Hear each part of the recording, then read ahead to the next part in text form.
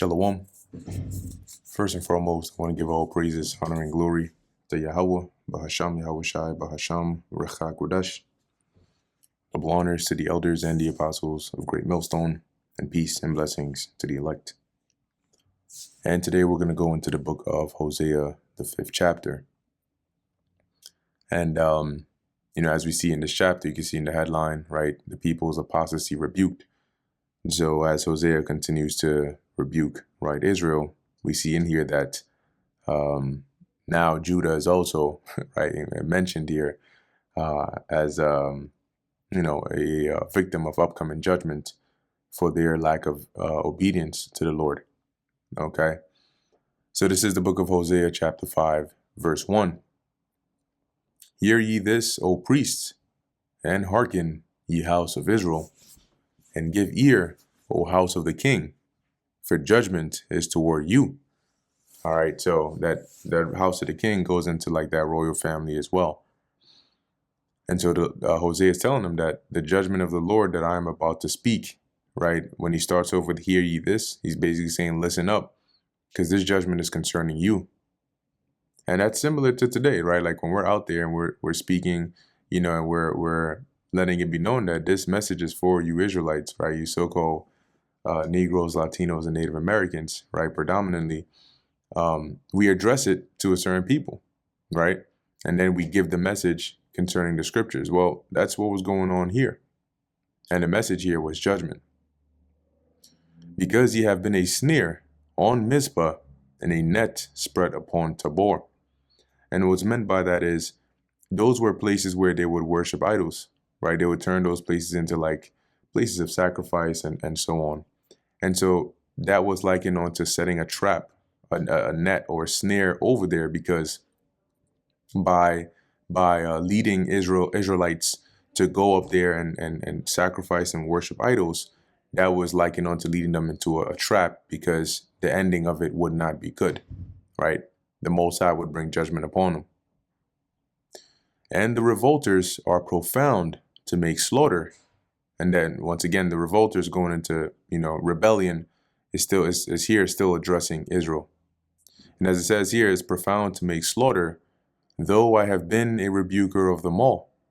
So the slaughter here, right, it's attributed to, similar to the first verse about the snare, right?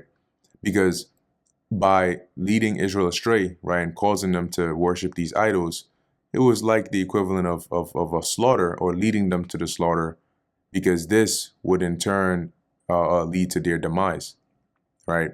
We know the judgments the Lord has mentioned against those that forsake him and go and worship idols or these other gods, which are really no gods. As it says, though I have been a rebuker of them all, right? And to say that though they are profound in this, quote unquote, making this slaughter, the Lord is going to chastise or rebuke them. As it says, when you look into the word rebuker, it goes into chastisement. And as we read on down, we'll see some examples of what the Lord had in mind, right? As we see throughout history, how those different forms of chastisement played out upon both the house of Israel and the house of Judah.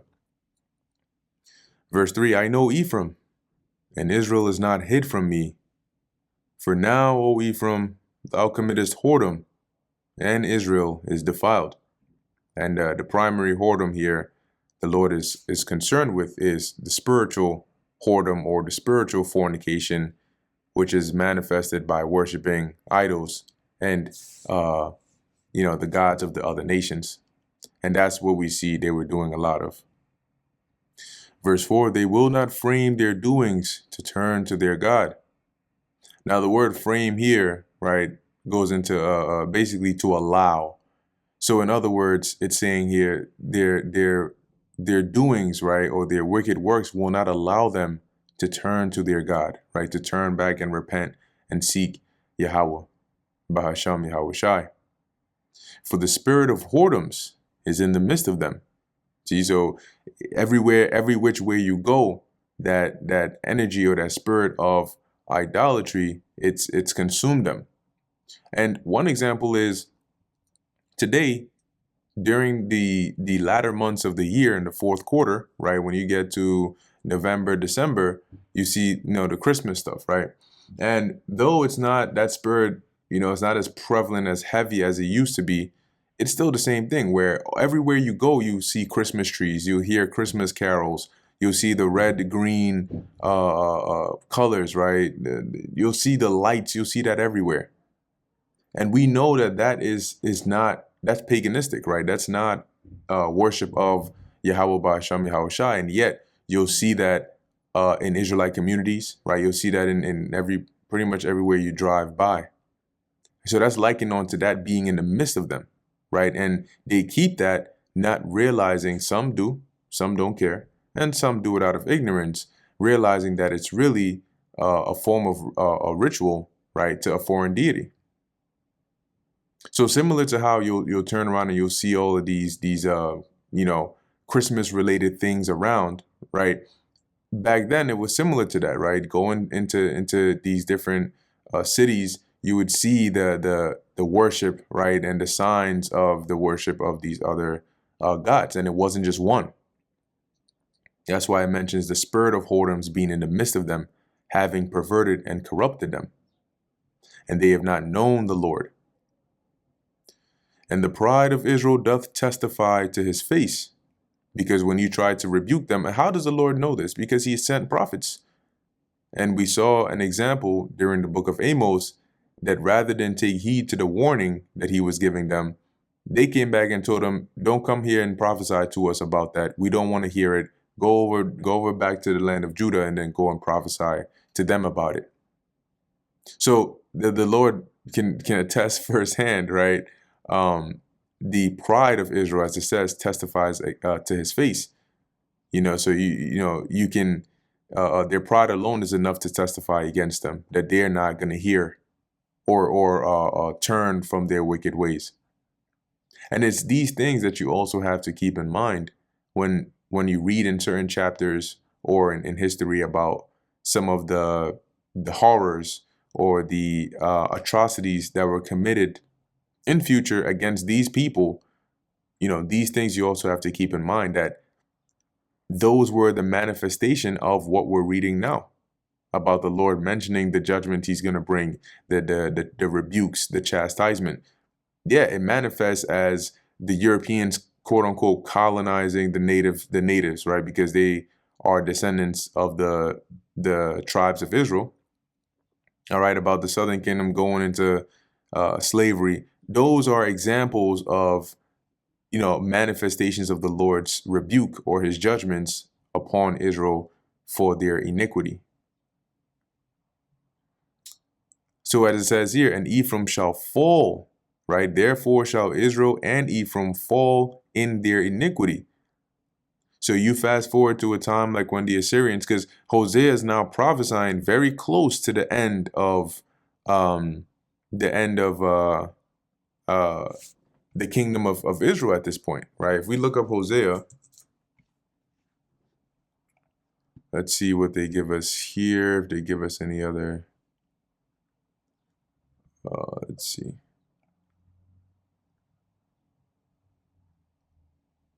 It says, although it is not expressly stated in the book of Hosea, it is apparent from the level of detail and familiarity focused on northeast geography that Hosea conducted his prophetic ministries in the northern kingdom of Israel, of which he was a native.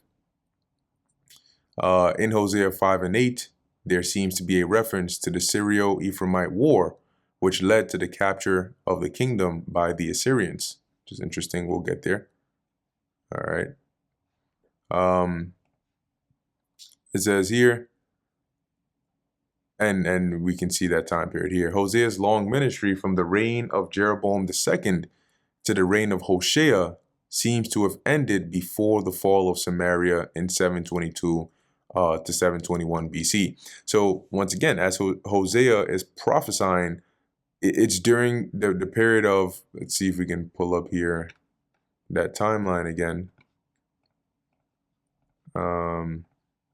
Right, so if we go here and we look around the time of Hosea right here, So he starts prophesying, right? You can see, I believe, is from around the reign of Jeroboam, leading into Menahem, Pekahiah, Pekah, and then Hosea, which was the last king of the northern kingdom before the Assyrians ended up, right, laying siege, right, and then destroying Samaria and then taking them captive. So Hosea prophesies throughout that whole time. So he's like one of the last main prophets that prophesies against the northern kingdom, right? And really all the southern kingdom as well, but mainly focused on the northern kingdom before they end up getting that judgment. So at this point, the judgment is pretty, like, it's impending, right?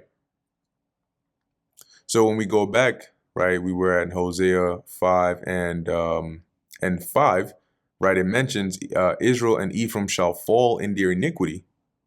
Judah also shall fall with them.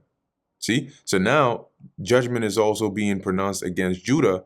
Why? Because they weren't, yes, they had certain kings that were righteous, but they were also doing a lot of iniquity. Read about it, right, later on, that is, you read about what's this king's name? See if it'll be on here. Manasseh, right? You then read about Manasseh, Ahaz. Okay, Ahaz did a lot of wickedness himself, by basically, I believe it was Ahaz who went, right, to pay tribute to the Assyrians. He ended up going to Damascus. He sees a altar over there. He says, I want you down here in Judah, in the temple of the Lord. I want you to replace that old altar over there with this new design here where I can do my sacrifices to it. And basically all of this madness, okay, which then Hezekiah comes in and cleans up. But Judah was also not doing any, that much better. As we saw in the previous chapter, they were warned not to go in the ways of Ephraim. But as you can see, it didn't always fall on good ground, so to speak. So verse 6, it says, they shall go with their flocks and with their herds to seek the Lord, but they shall not find him. And why would they go with the flocks and herds? Those would be the sacrifice, right? To come to seek the Lord. So they would bring the offerings. But as it says here, they shall not find him. He hath withdrawn himself from them. So the Lord is, you can come with your goats, your sheep, your flocks, but the Lord is not going to acknowledge that, should you even sacrifice it. Okay? And that's really the key part. When you sacrifice unto the Lord, it's about his acknowledgement of it. And I believe, I forget what chapter it's in exactly, right? But there's a precept that mentions, might be in Amos, thou away from me. Yeah, Amos 5 and 23, right? Take thou away from me the noise of thy songs, for I will not hear the melody of thy viols, right? And then also going up a verse 22, though ye offer me burnt offerings and your meat offerings, I will not accept them, neither will I regard the peace offerings of your fat beasts. See, and this was during the time of Amos, which he was contemporaries with Hosea as well, but he was also prophesying against the northern kingdom. And he was saying, this is how the Lord feels. So Hosea also mentions that, you can go with your sacrifices, you can go with your flocks, your herds, your sheep, to seek the Lord, to sacrifice to him, but he's not going to accept them. Because, you're, as we read a couple of verses above, right, their actions have not allowed them to turn to the Lord. So now the Lord is turning away from them. Verse 7, they have dealt treacherously against the Lord, right? They've dealt faithlessly against the Lord. They've turned their back on the Lord. For they have begotten strange children. And the strange children here, you can imagine going back to this metaphorical, relationship between the Most High and the nation of Israel. The nation, right, as itself is likened unto that woman, and the individuals, right, which are the actual people of the nation, will then be likened onto the children or the offspring, right? So you can imagine, this is still metaphorical at the end of the day. And so the strange children that have been begotten, in a physical sense, it would look like a man whose wife goes and commits adultery, gets pregnant, and then has those children, right? They would be like strange children onto the husband. because they're not his, and they are a result of the woman committing adultery. And in the spiritual sense, these strange children are likened onto Israel here, the northern kingdom, having gone after the ways of these other idols and worshiped them and served them, and both had, children that have been then raised in that way. Okay, so rather than Israelites being taught and raised up in the ways of the Lord to know the Lord, they are now being raised up in the way of learning of these other idols, of these other gods, and have been likened unto strange children to the Lord. As it says, now shall a month devour them with their portions. And the word month goes into, I believe it's Chadash, which is moon, or like a new moon, which is now the Lord saying, like, pretty much the time is drawing near, right? That month devouring them with their portions, meaning the time is coming up near, right, up close to where destruction would be coming upon them. So as to where you would look for the new moon as the new month coming in, and it would bring, whether it's glad tidings or whatever the case is, this new month that's coming in, right, be it the exact next month or the upcoming months, would bring that destruction, okay, mainly here from the Assyrians, right, that would devour them, as it says here, with their portions. Verse 8, blow ye the cornet in Gibeah and the trumpet in Ramah. And the cornet is like a ram's horn. Cry aloud at Beth Haven after thee, O Benjamin. Okay, and that is like basically for war, right? So as it says, after thee, as in like, you take the charge, Benjamin. And this is basically to signify that they would have to either fight or defend themselves against an enemy that the Lord would bring. Verse 9, Ephraim shall be desolate in the day of rebuke. Among the tribes of Israel have I made known that which shall surely be. So when the Lord brings that rebuke, is going to be that judgment, right? And the Lord manifests these judgments in many ways, right? Famines, plagues, raising up another nation to come in and against, Israel. And so, as it says here, Ephraim is going to be desolate. They're not going to stand a chance. And quite, literally to an extent, the land was kind of like made desolate, right? When they break down those walls, there's a lot of destruction that gets caused there. As it says, among the tribes of Israel have I made known that which shall surely be. And how has the Lord done that? By way of the prophets. Verse 10, the princes of Judah were like them that removed a bound. So now there's some mention here of Judah. Now, as it says, they were like them that removed the bound. The bound goes into like the border or like the landmark, which is off, right? The law tells us right here in Deuteronomy 19 and 14, thou shalt not remove thy neighbor's landmark, which they of old time have set in thine inheritance, which thou shalt inherit in the land that the Lord Yahweh thy God giveth thee to possess it. So here it says Judah were like those that remove those bounds, right? That go off, that steal, that are what's the word? Deceitful, right?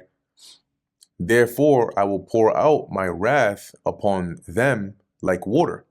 So here, it's not necessarily that this is what they were doing, though it could be that, there were some Israelites engaging in these activities, right? Expanding their borders at the expense of others. But here, when it says they were like them, it's to categorize them amongst like those same kind of transgressions. Okay. And as it says here, therefore, so as a result, I will pour out my wrath upon them like water. Okay. So similar to how one example is like when it rains, right? If there's a storm or it's raining, rain touches everything, right? And so here the Lord is likening his wrath or his judgment that's going to come upon them like showers of the heavens, like rain that's just going to pour upon them and touch. And basically it touches everything. You may be in the house, but the house is being touched by the rain, okay? Which is to signify that there will be no escape for that judgment that the Lord brings out of that wrath. And keep in mind here, we're talking about like the Lord is actually angry. When he says these things, like I'm gonna pour out my wrath, he's saying I'm pissed off. And you're gonna pay for it. And you're gonna see and realize and experience just how upset and angry that I am. Ephraim is oppressed and broken in judgment, because he willingly walked after the commandment.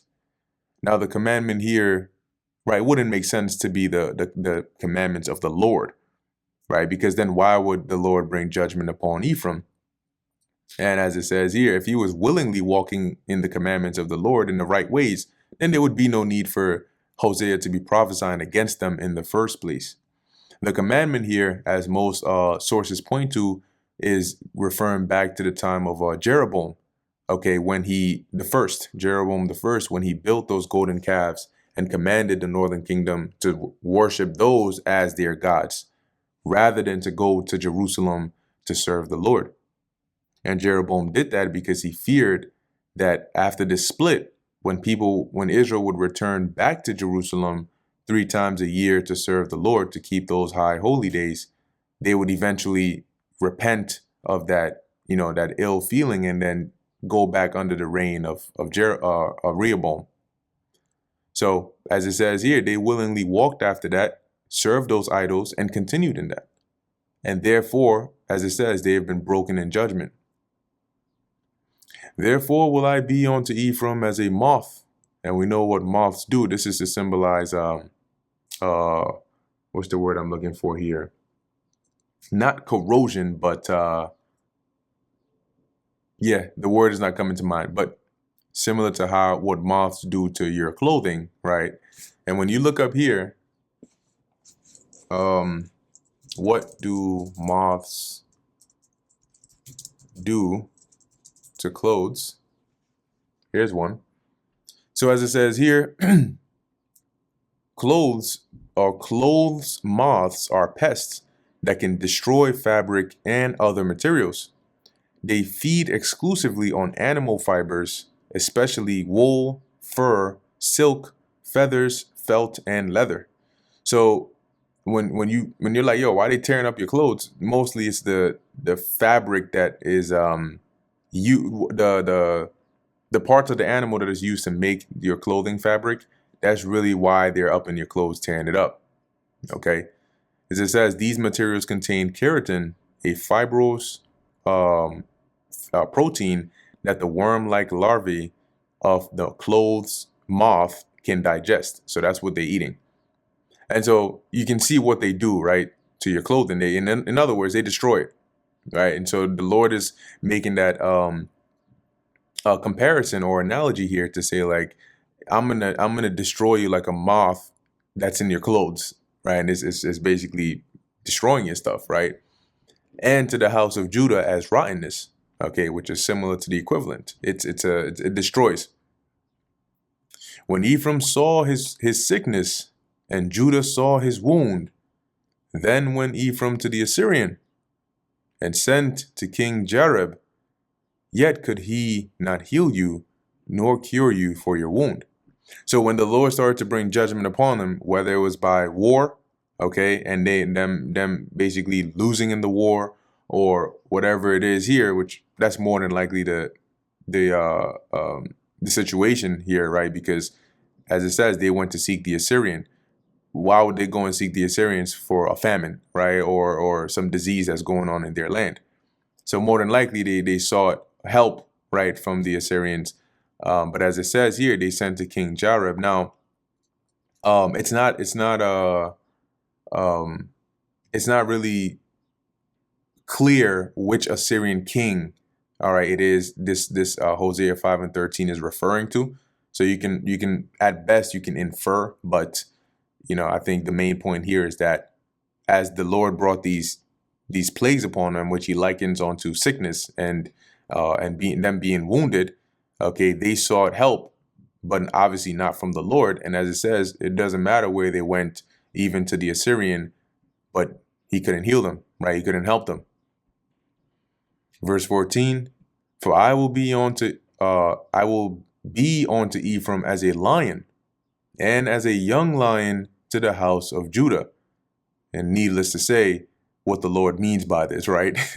Obviously, he's not saying that I'm going to be a nice house pet for you, because lions are not known for being house pets, right? They're known for their ferociousness and their ability to, do a lot of damage, especially as a young lion, right? So you have that strength, that youth, and you're really a threat. It says, I will tear and go away. I will take away, and none shall rescue him.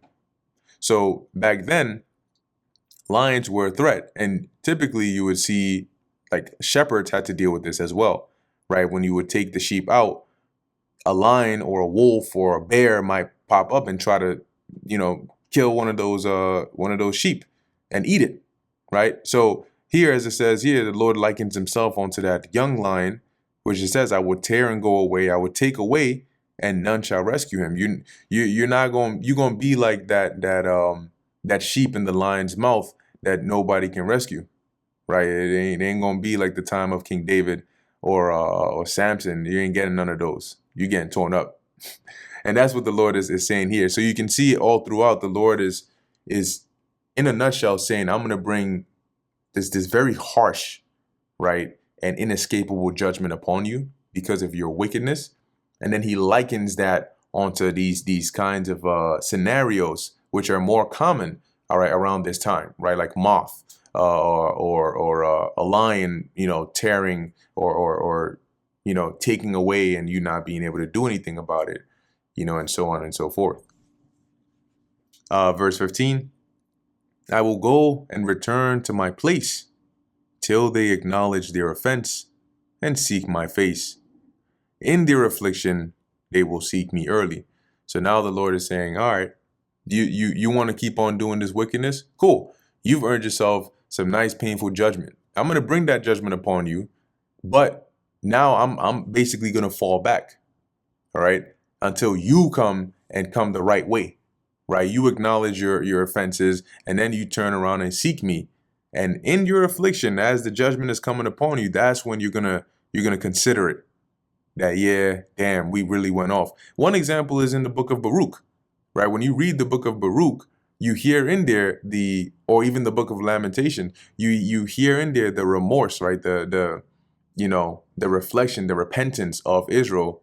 There, I think is more focused on Judah, because it was the judgment of the Babylonians coming against them, and they acknowledge their offense, and then they humble themselves and they seek the Lord. So as the Lord is saying here, you're going to go through it. And when you acknowledge your offenses and you repent, then you're going to seek me, right? I don't need you. You need me. So anyway, that brings us to the end of the book of Hosea, the 5th chapter.